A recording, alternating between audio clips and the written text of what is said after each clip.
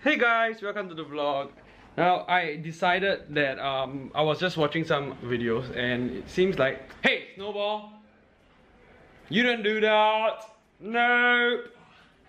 Now one of the issues I'm facing with Snowball is that he's always so hyperactive. He's really very hard to control because he's so excited and with every single thing. You believe me, he just can't stop eating. He's like me in that sense that he can't stop eating. Okay, anyway, what I wanted to say is that I was watching some videos online and I realized that many of you tell me that you want me to make videos every day. You want to just watch vlogs every day. You want a daily vlog thing, okay? I'm not promising you daily vlogs, and let me explain to you why, okay? For those of you who are in Singapore, you definitely know why we can't do daily vlogs here, or rather why I don't do daily vlogs, okay? Singapore in that sense is not like overseas where you can do a lot of interesting things. Things here are expensive. We can't just get a car and just drive the car up a slope with fire, or jump over the fire. We can't do such things. If we want to do such things, we have to apply for permit, which they probably are going to say no because of the danger of the activities. Insurance is not going to cover such things. So it's going to be a lot of there are going to be a lot of issues in almost anything that we want to do. Like if you actually check online, the cars that we have in Singapore are so expensive. They are, getting the same car overseas is like just a fraction of the cost of whatever we have here, the vehicles in Singapore. And whatever reason they want to give for, like, I want to reduce the number of cars on the road, everything. Singaporeans, some Singaporeans or many, okay, do tend to believe that there are better ways in controlling this, but okay, I shall not delve more into why they want to get more money by selling cars and having expensive, what they call COEs and more. Okay, but the idea is this: because of the cost of living in Singapore and the things that we need to do, I can almost sum up for at least 80% to 90% of the Singaporeans what their lifestyle is like. Okay, so they wake up in the morning and by around like 8 or 9 they reach their workplace and they start working all the way till around like 6. After that, they are too tired, so they go home and then they sit down and maybe either watch the TV or just relax, just sit down and just do nothing, and then they go and sleep. So that's pretty much what happens if you're an adult. Okay, you wake up in the morning, you go and work, and then you go home and either watch the television till you're tired or go back and sleep. Okay, or maybe do some accounting like income tax filing or whatsoever. So that's what you do as an adult. Now what do you do as a student? Okay, you wake up in the morning, you wake up sometimes way earlier than adults because school starts like around 7:30. You have to reach there by 7:20, 7:30 AM. So you wake up around like 5 or 6. Okay, you wake up, you go to school, you spend a day at school, it ends around like 2. And nowadays schools are trying to push to end around like 3 or 4. I think gradually in about 10 to 20 years they are trying to push it. That's my suspicion or my guess. They're trying to push it to around 5 or 6. Okay, but I believe they're not doing that so quickly. Gradually, I think they're going to push it all the way to around 5 or 6 because that's what some countries actually do. I know that students overseas tend to end school maybe like, or end their education around like 11 PM. I know one country that is like that. Like I spoke to someone and he told me it's like that. And that person was in primary school. Actually, I spoke to the parents, okay? So the reason why they have that, and the difference, however, is this. Although they end late, they have a lot of free time in between, to relax. They can actually go home halfway through during school hours and rest. What Singapore does, or I'm not just talking about school education, but in, let's say, Texas or anything, is that we copy other countries, but we do not lax the system. So I take an example. I know some countries have like maybe 14% tax or a high amount of tax, way higher than Singapore, ×2 of Singapore's tax. But what they do is they tax certain products and maybe needs are not taxed, something like that, Whereas in Singapore, we increase the tax and say, and we tend to say, hey, our tax is not as high as other countries, okay? But what we do is what we tend to do is we tax every single item. There's no way to get around this. Like what many people say is that if Singapore wants to run a law, the law will pass. It will pass. For 2 reasons. One, I would actually advise you to read on Google. People think that Singaporeans tend to be very tame lions. That means that the government has been holding so tightly to Singaporeans to the point where people become afraid to speak out. People become afraid to vote against the government. There have been news and things that pass around that says that, oh, if you vote against the government, they will make things very tough for you. You will not be able to example, pass certain licenses easily. And of course, you see, the problem with this is that it's so difficult to verify such information. Nobody can verify it. In about, I think, 1 or 2 elections back, the election in which Potong Pasir finally went over to PAP from Mr. Cham Sitong. I forgot what party that was. But right after that, it came out in a newspaper that this person actually got removed from helping at a community center, like removed from working there. And they said, if I'm not wrong, she commented that it was because she voted against PAP, and when PAP took over, immediately she lost her job, something like that. Okay, so my point to you is that it's a very tight country. Giving you all these kind of explanations help you to understand that Singapore is a very tight country. Number one, it's very tight. Number two, everybody here is trained in that sense. I use the word trained because, you know, since young they make things into a schedule, make things into a lifestyle. We are trained to follow rules and laws. Like, you want to do something, art or anything, you can do it, but it has to be within the limits. It has to be within the rules and laws. So I would think that this country is great for people whom are they are not really focused much on creativity. Like, I'm not saying that you can't be creative in this country. I'm just trying to say that it's a perfect country if you are not somebody who is one who wants to think out of the box. If you just wake up in the morning and say, hey, you know, life is life, I want to go work, I want to go rest, I want to just come back and just live my daily life until I die, Singapore is a great country.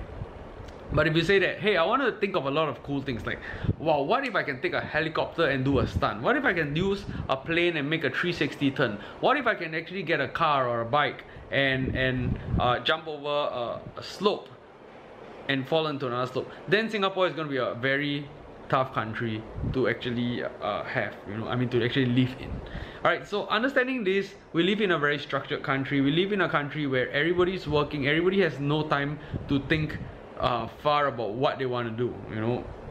I mean, not that you can't think far, but what I mean is that you can't really be creative in your ideas, because even if you can, even if I think of like, hey, let's get a dirt bike today and let's just try jumping over 3 cars, you know, putting a slope there, jumping over 3 cars, we can't do that, because even to make the ramp itself requires a lot of money. Even to get the place to do this itself, Singapore is so small, you're gonna run into cases where you need to apply for license, and then they're gonna say no to license because it is either you can't afford the license or you can't afford the land to put the cars there, you can't find the cars to put there, nobody's gonna rent you their cars because cars are too expensive. One scratch would mean they have to pay a lot.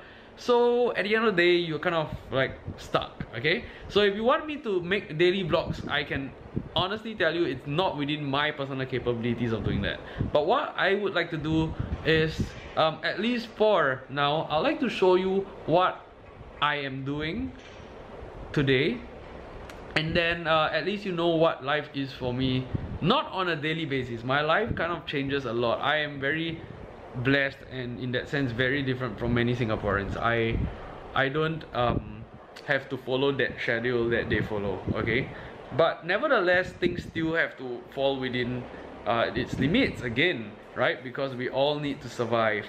So what I like to do is to show you, you know, what's pretty much happening to me today, and I hope you do enjoy whatever is happening. And yeah, if you do enjoy, please do drop a thumbs up. I would really appreciate that, because like I said, it's a very tough country to actually make such things or do such things. It's a very tough life for, I would say, YouTubers, vloggers, or anybody in Singapore who is making videos. It's tough for them. It's not easy. It's worthy to mention some companies like SGAG. I think they are really creative. Like, I've seen some of their videos, they fall within the limits and it's really very creative. They have like really talented people in SGAG doing that. It's not easy. So I would say that if you are watching any vlog or YouTuber from Singapore or their videos, it would be great if you could drop us a thumbs up, okay? Maybe I shouldn't be speaking for all of them, but I do think that they would be happy with a thumbs up too. I just think so, you know. But I think it's great because it's really not easy to be doing what we are doing on a camera in Singapore, okay? Even filming and recording, you may very easily just infringe some copyright issues or something like that. Okay, so first off, this is what I got back yesterday. I'm trying to keep the vegetable. Now the funny thing about vegetable is this, okay, we got all this vegetable free, and I get vegetables and fruits free periodically, but kind of really a lot. Like this is only about maybe 3/4 of what we have. So what we do is we actually feed our pets with these vegetables that we get for free. You can see down here. So it's, I don't want to open this up, but you can see a lot of vegetable there. And Snowball actually eats vegetables too, so he's a healthy dog, I think, I would say so. Now what I've actually done, or what I actually plan to do, is to actually make some videos now. Deck review videos. Basically, as many of you know, I run Hidden Street Magic, and we have a lot of decks. Now what I want, or why I actually was motivated to open Hidden Street Magic, was because I wanted to have a source in which people could choose good playing cards. Now I'm not saying that some playing cards out there are so bad you shouldn't get them, but I mean, as a magician myself, as someone who plays with cards and uses cards very often, I used to perform every day, and I realized that yeah, there are many nice designs of cards, but not all of them would be good for Magic. Not all of them would be good for its use. Some of them spoil very quickly. So what I wanted to do was to have a source in which people can just go to wherever we sell these cards or Magic products, and they would get a deck there, and they would not have to worry about the quality of it. They just need to worry about whether they personally like the design, okay? Because they won't have a case in which they buy a deck and then they cannot use this deck to perform or something like that. So we wanted to keep everything very straightforward, very good, with a very good average on what they can use to perform, and they would love any deck that they choose. Even if they close their eyes and just pointed at one deck and got a deck, they would love to use that deck to perform. That's what we really want. We believe a lot in quality. So what I'm doing today is, this is my stand, and it's currently on the cage. And the reason why is because the table there is being used. So usually I actually put my camera there and it faces here, so that's the background that you guys see. And the dog roams behind, so you see him. He's part of the entertainment. This is what I would like to review today. These are the decks that we have in.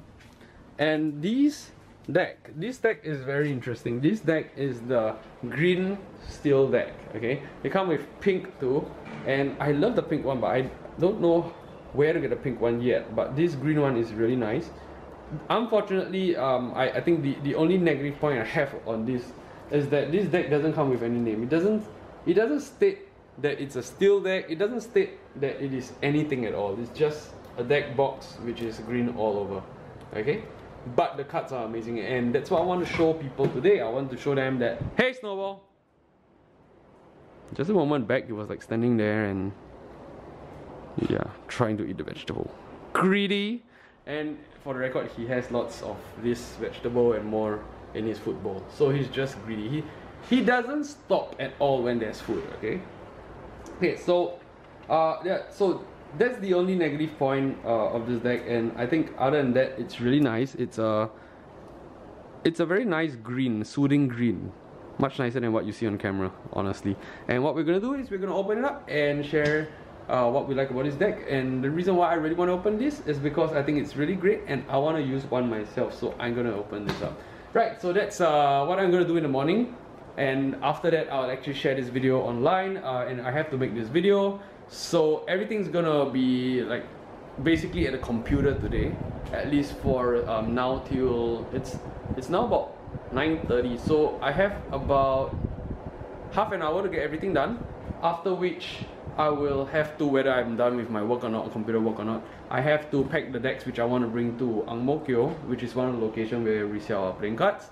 Then from Ang Mo Kio I'll go down to Next, and from Next I'll come back here again. In mind now, ideally we want to go kayaking, but I'm not sure whether they are actually renting kayaks out today, because I heard that there are certain days that they are closed, and if I don't know, Monday is actually a closed day. Tuesday is an open day. I feel so hungry now. Okay, yeah, so back to the deck. So we just finished the video on the green steel deck. I'll be releasing it very soon. I actually made a 1-minute version for Instagram. Now vegetables that are dry will actually last much longer, so I'm actually waiting for the sun to come out. The sun is still not up yet. Apparently today the sun is not coming out till I don't know what time, and I hope I'm not going to be out of house when it comes out, but it looks like I may be, so yeah, I'm just trying to, I've been coming here to flip the vegetable periodically just to make sure that they get enough air and they do not become wet. Now vegetable that is wet becomes like this. Let me show it to you. They become like a jelly form. You see the sides? It's very jellified. It becomes very sticky and slimy. Alright, so the time now is actually 11:40 and it's way past the time which I said I was going out to settle the boxes. I'm still not done, and what I've been doing so far has been this. I've been trying to get out all these tags. So these are the tags that are going to be placed at the boxes, and they allow buyers to immediately identify the deck as well as the prices of the decks very easily. So we've got some new decks, and the prices are all in here. There are many tags down here, and we're going to use the iron to heat press onto this. It's a heat and pressure press, and then it will seal this price tags into these plastic sheets, laminate sheets. Yeah, so that's pretty much where I am now. Still rushing. I may not be able to go to the boxes today after looking at whatever I have to do. There are so many other things which I did, like printing posters as well as promotions, which I didn't manage to capture on camera because I've been rushing and trying to actually meet the time. I'm not sure whether I'm able to complete everything by today, but it's a mad rush now, and yeah, I hope that I'll be able to do everything on time. Bolly, what you doing? Why are you standing there? Bolly, naughty Bolly, you're always so naughty. Bolly, show them a trick. Bolly, stand. Come, nope, stand. Up. Yeah, good boy. Okay, so to show you how this works, it's very simple. You got a plastic sheet there. Please don't do this if you are underage and you're not too sure how to work this out. So once you go through it, it actually seals it up. But you can see it was slightly bent, and the reason is because of the heat.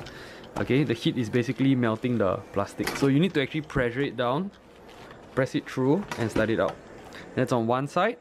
It's very hot. You can see it's still very soft, but later as it cools down, it becomes really hard. Pull this up, flip it over, and it's done. Okay, so that's the second one that I've done. Okay, so they are all done now. Very fast, much faster than if you use the laminating machine, and the reason is because the iron itself is really hot.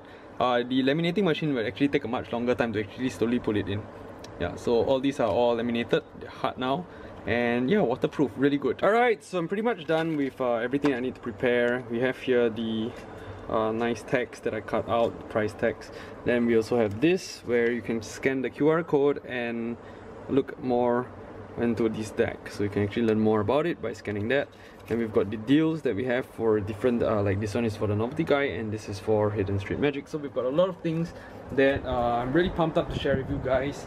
I'm really excited really to share all these new things that we are planning for, because we never used to have these kind of things, and now we decided that we are going to broadcast all these things that we have to you guys. It's 12:15 now, and I'm going to have to cook lunch, so I have not decided what I'm going to cook yet. And what I usually do is I look in the fridge, just open it up and I see what there is. So there's scallops, there are chicken bits, and I have to identify whether it's enough.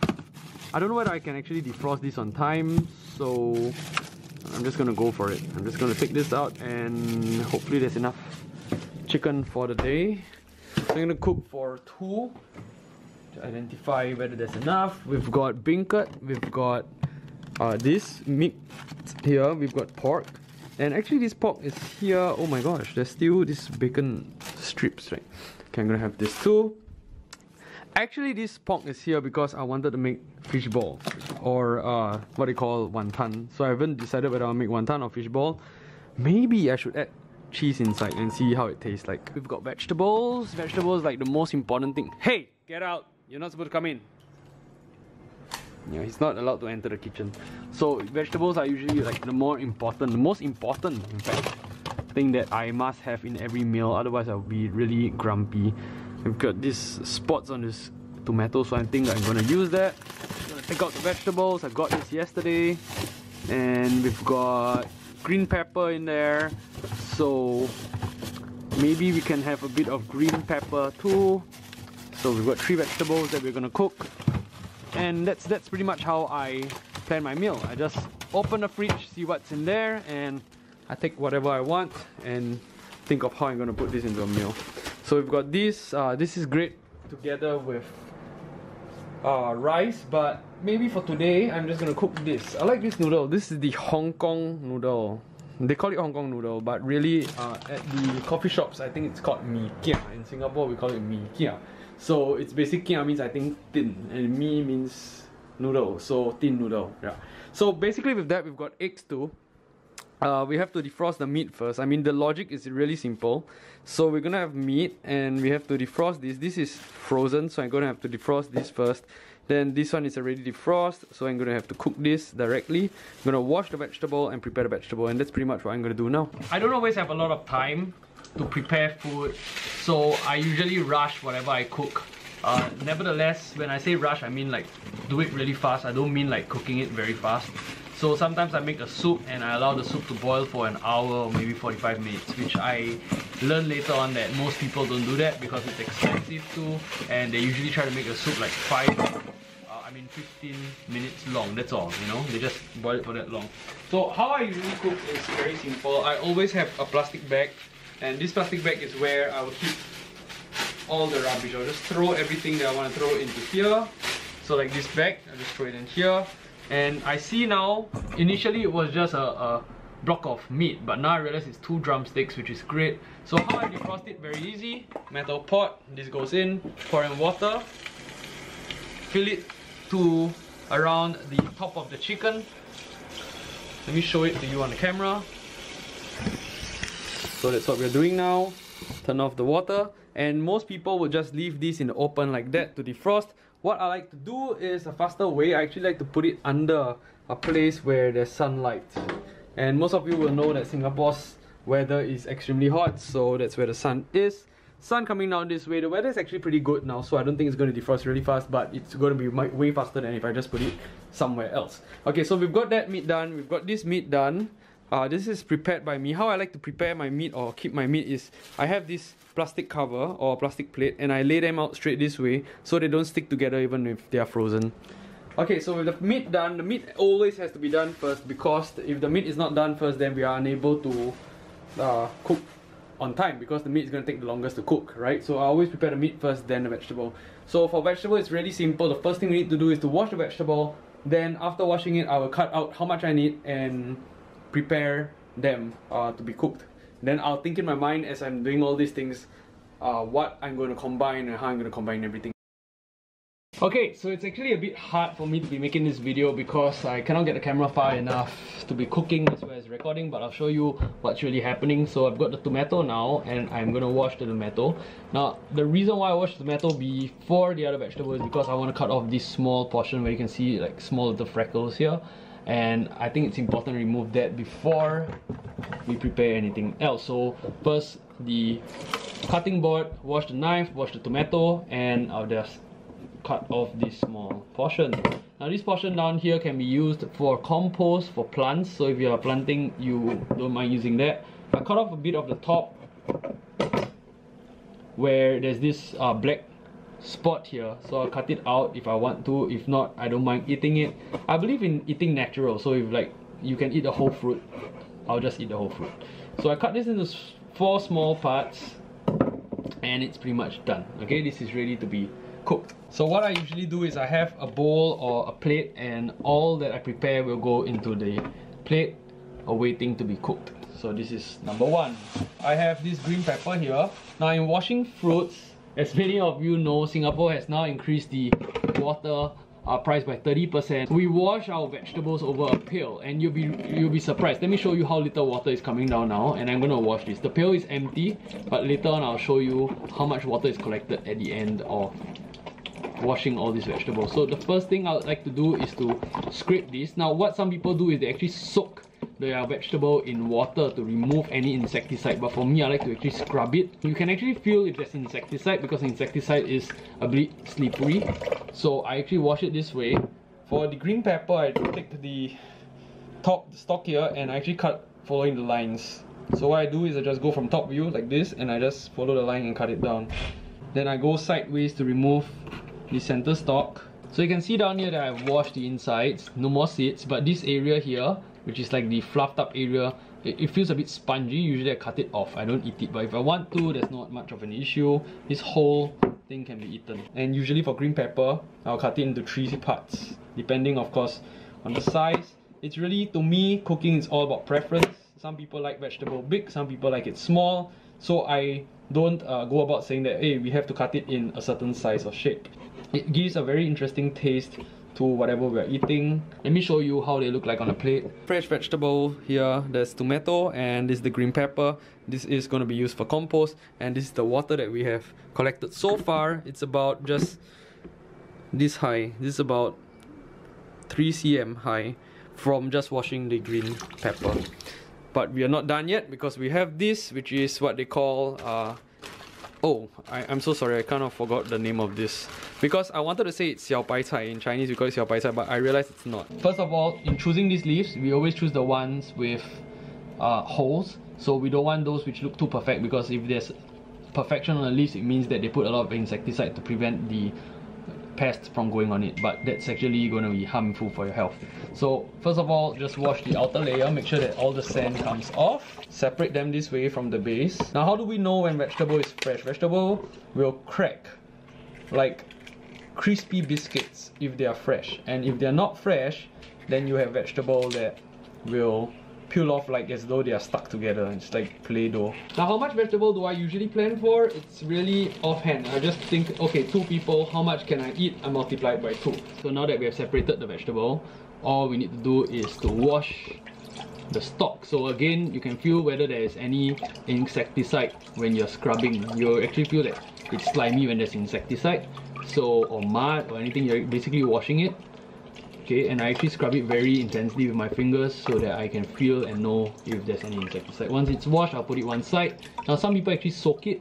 This is the difference when you cook at home. At home you can do all these things, whereas if you go to a coffee shop, they'll just cut the vegetable and serve it to you, or some of them just put it in a huge sink, soak it a little bit, and then they pull it out to cook. So you can see how little water I'm using. Maybe I should bring the camera a bit more towards this side. You can see how little water I'm actually using. And it will surprise you later on how even when I'm using so little water, it still adds up to a lot of water at the end of the day, and that's the extra 30% that you're gonna waste if you are not going to reuse the water. So I'm going to show you how to reuse this water in a while. Whether you're in Singapore or any other country, the question you ask yourself is, why do we need to waste this amount of water? This is the amount of water that we collect so far, and it's already around my palm level, which is more than, I think, 12 cm. Okay, we can also keep this water, this pail of water here, and later we'll wash the eggs. So usually I have like a pail of water at this area. This is the dustbin. Sometimes we have a bigger pail just for these kind of things. This is my favorite pot. What I like to do is to fill the pot with a bit of water. I'll rinse it a bit first, and then I'll pour off the excess water. Now this is just in case there have been cases when you see cockroaches, I almost say crocodiles, cockroaches, ants or anything else just wandering around, then this will be a good way to make sure that it's clean. So after that, I'll fill it to about half the amount of water for the other half of food to be placed in. Once again, estimation based on how many people I'm cooking for. Before the water is here, we can turn on the fire. So we're going to let it cook. At the same time, we're just going to cover it so that the water heats up faster. Now, one of the best way I feel when you are cooking is to actually lay down a piece of cloth here. And the reason is really because later on, there'll be a lot of mist or whatever that is stuck to the top of this cap here. See the water there? You just steam, and putting on this cloth will be much better than putting on the table so that you don't wet the table. Okay, so he's clearing up everything now. So you still look so tired. Look at the chicken. It's only about like 20 minutes in and the chicken has already defrosted. They have separated. It's still a bit hard and icy in there, but because of how hot it is and the sunlight just building up, and the heat coming in, so I think it's going to defrost much faster. Alright, so once the chicken is done, chicken has to be cooked for 20 minutes exactly. More than that, it gets hard. Of course, if you want to get soft again, then let me just clean the water. Okay, so of course, you want it to get soft again, then you have to cook it like really much longer, like 45 minutes or above. So 20 minutes is the key point, the key timing that you want to hit. And these pieces of meat down here will take about 12 seconds each, so we have to plan everything out. That's the chicken's going to take the longest, then we got this meat, then the vegetable, and then finally the noodle, and then we put them all together. So the best thing about this whole meal, nothing is processed. Look, these are all natural food. This is natural food, and chicken is natural food. Nothing is processed. It's all healthy. The noodle too is not Maggi noodles. We don't use Maggi noodles. This is actually, I don't think this is processed. I'm not too sure whether it's really processed or not, but this is definitely healthier than the regular kind of noodle that we have. While we wait for everything to be done, we may be looking into how to make this wonton, and we'll be probably be making some of this wonton. so we can eat it maybe tomorrow. Yay! Now that the water is boiling, what we're gonna do is to take the defrost chickens and put it in here. Now if the chicken is not really defrost, it's okay. They will actually defrost in the hot water. So I just put in 2 pieces like that and I wait 20 minutes. And it's very important for us to hit the 20 minutes timing. Now when it's in there, you're gonna lower the fire to the minimum and let it simmer for 20 minutes. Okay, so now that it's already past 20 minutes, we have to take the chicken out. Now before we take the chicken out, the most important thing for us to do will be split the chicken just to make sure that it is cooked, because this is a huge piece of chicken. If it is not cooked, you are not ready to remove it. So what we do, just hold it around the bone area, poke it. If you are not very comfortable doing it in this pot, what you do, extract it to the side here. Extract it to the side, put it open just to check whether there's any blood. If there's a bit of blood, put it in for a while more. This is almost perfect. I'm going to put it in for about 1-2 more seconds. And since I have to cook something else, which is the meat down here, what I'm going to do is I am going to just cook the meat while the chicken is in there. Okay, so I'm going to use the extra time to cook this meat. Take it off, put it in there, and you can count a few seconds. 1, 2, 3, 4, 5, 6, 7, 8, 9, 10, 11, 12, and that's done. This piece of meat is done. Now how do we know when it's done? It has to be white, it cannot be reddish. Okay, the chicken has been cooked a bit longer than usual, so I'm going to take it out now. We usually have a huge bowl at the side so we can extract everything very easily. Okay, so now that the meat is pretty much done, we're going to lay it down here to cool down a bit. At the same time, we're going to cook this noodle. Now how do we do it? It's very simple. They actually come in small little clusters. So you stick your hand in and pull out one cluster, it just comes off together. Now the trick to cooking noodle is that the fire, or rather the water, has to be on high heat. So let's just turn it to the highest heat here. Fire is going fast. Wait for it to boil. Once it's done boiling, you put this in and you stir it. What you want to see is that you want to see this hard noodle become soft. Okay, and the moment it becomes soft, that very moment it becomes soft is when it's pretty much cooked. Put it in. I use something like this to shake it to separate the noodles. This noodle gives the soup a very nice taste. So you can see that this is still a bit hard.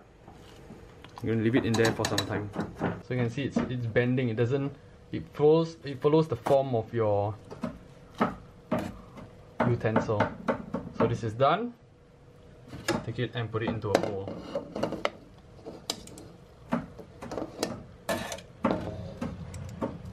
Now comes the last part, which is the vegetable. So it's very simple. What we're going to do is just dump everything in at the same time.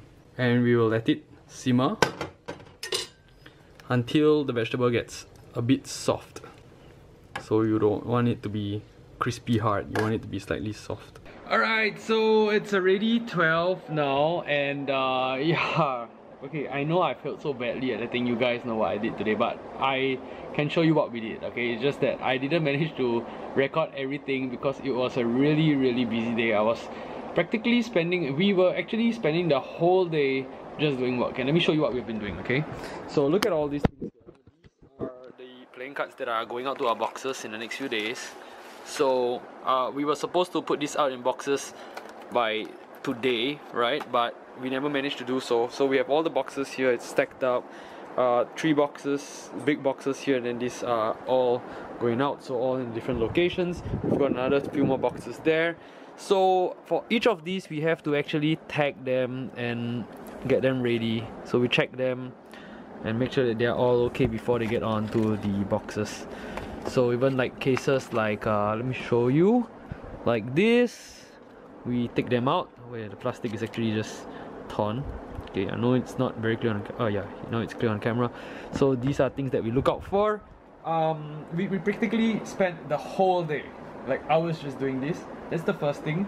And then we updated our online system, which actually updated the stock of all these things. Then we went for dinner. And you may be wondering like, hey, then why didn't you record for dinner or like what you're doing, right? Okay, to be honest, I misplaced the camera. It just vanished. Before I take this scene, my camera was lost for about like 30 minutes, around 30 minutes, because it was just gone. I went around the whole house and just couldn't find where this camera was. So finally I found it, and yeah. So okay, having said that, I told you that these things are supposed to go out by tomorrow, right? But we just got some call.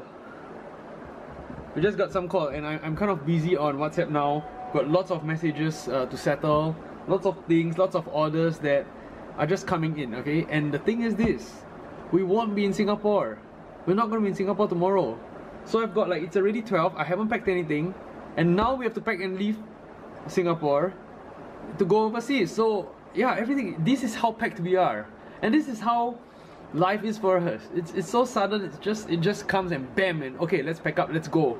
And what if I, you know, don't have enough of everything, enough cash, or I forget to bring something. So it is exciting, but you know, things are going so fast. I'm gonna render this video for you guys. Like now it's like 12, so I'm gonna rush this for you guys. Hopefully I can get it out by tonight. But you won't be expecting a vlog for Tuesday and Wednesday, even though I said I wanted to make a daily vlog for you guys. And the reason why is because when we go overseas, we have no computer which is capable to actually render what we need. Alright, so if you want to sponsor a computer to get it done, please do, you know. And if you are able to, and it's a plausible idea, I think we will definitely make vlogs for you guys, because we really want to be able to make daily vlogs. Actually, I mean, ideally, it's just that it's not entirely practical for us to do that at this current point of time. So yeah, so right, it's about 8 minutes to 12 AM now, so I'm gonna have to get this video done for you guys. Hope you like it. Thank you so much for joining us, and we'll be going overseas, and we'll be returning about like Thursday, and on Friday we already have something on. Like, okay, Thursday and Friday we return on like Wednesday night, and Thursday and Friday we are already fully packed, right? So we're gonna help this very interesting organization, and I'm not going to leak anything to you guys yet, but you guys are going to see. It's really very interesting. It is so interesting. I spoke to someone just about 2 days back, and the person was almost in tears. Like, someone who heard of this situation was almost in tears over what is happening in this place. So yeah, join us, thank you, and stay cool, stay awesome, and be your best always. Bye!